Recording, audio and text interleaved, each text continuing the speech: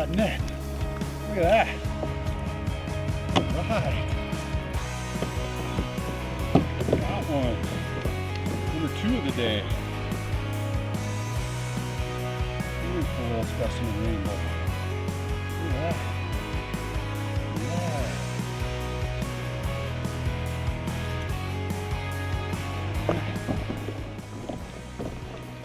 So I'm running right about 30 feet deep. That's my second one of the day. The first one came before I even had the camera on this morning. So that was my second pass through this little area. 40 feet of water, 30, 32 down on the downrigger, and 2 in the boat so far on the cripple lure. So it's working for me so far. Let's see if we can get another.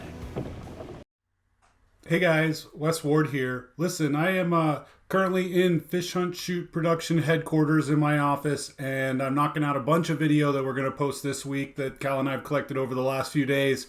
But while I want to take a break from that, I want to talk to you really quick about an outing I had last Friday.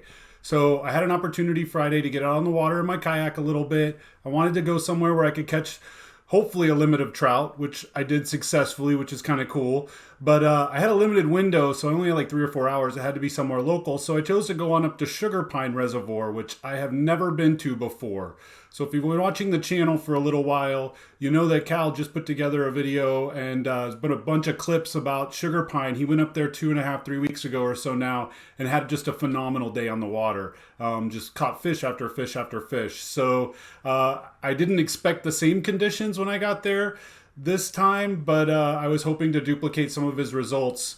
So I kind of want to take a second to talk about what we encountered and kind of how I broke down my day. I'm a novice trout fisherman. I have been following Cal, filming him for many, many years, catching trout in all kinds of conditions at all kinds of lakes.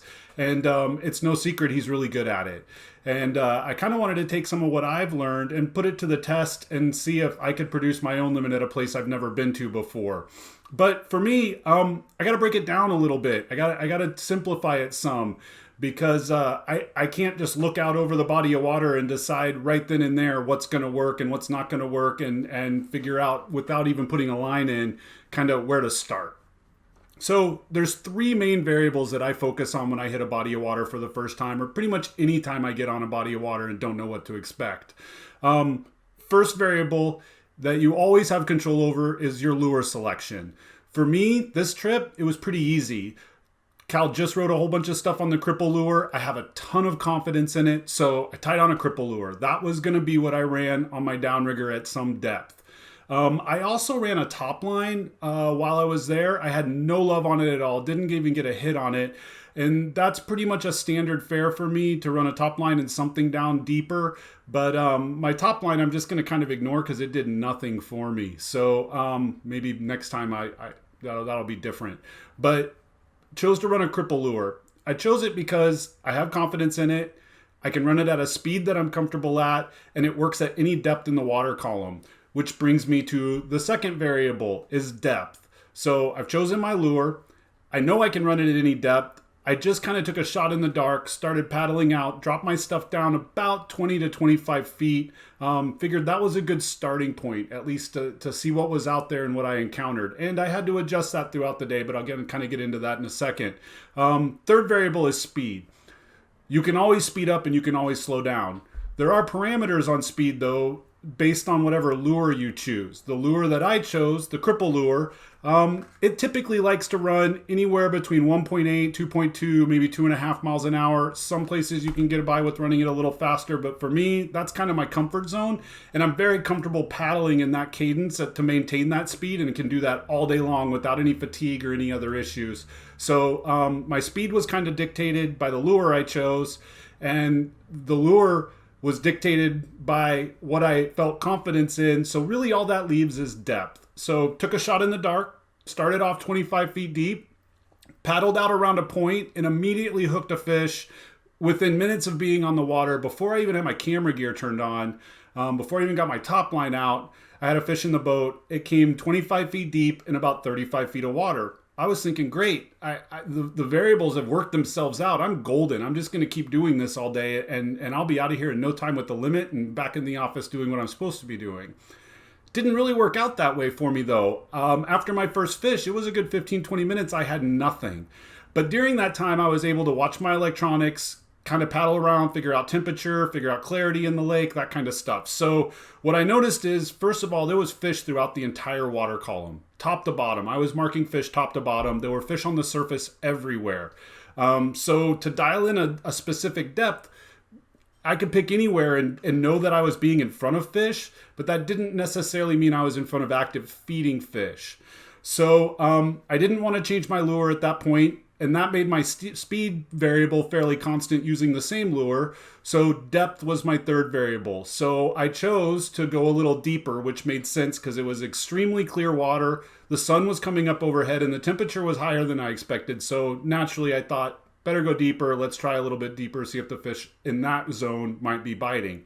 So I dropped my gear down to about 35 feet, went one contour line off where I caught the first one, and boom, instantly hooked up my second fish of the day in 35 feet of water. Same speed, same lure. So now I kind of have something figured out here.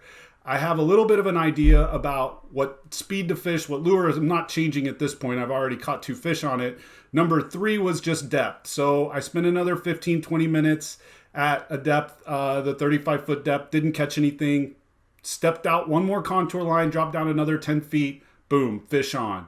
So I was able to duplicate that pattern all day long. So in my head, I had a couple options. If I wanted to fish the 25-foot depth all day, I probably could have done that, but I would have had to, number 1, change my lure, which number 2 would have changed my speed. And frankly, it's a lot easier to chase them at a specific depth than it is to try to figure out the other 2 variables. So here's what I took out of the day. Start off with something you have confidence in. Start off with the speed you're comfortable, and then it's just a depth game using your electronics. If you don't get anywhere then, reset and start all over again. Throw something else out, reset your depth, and reset your speed.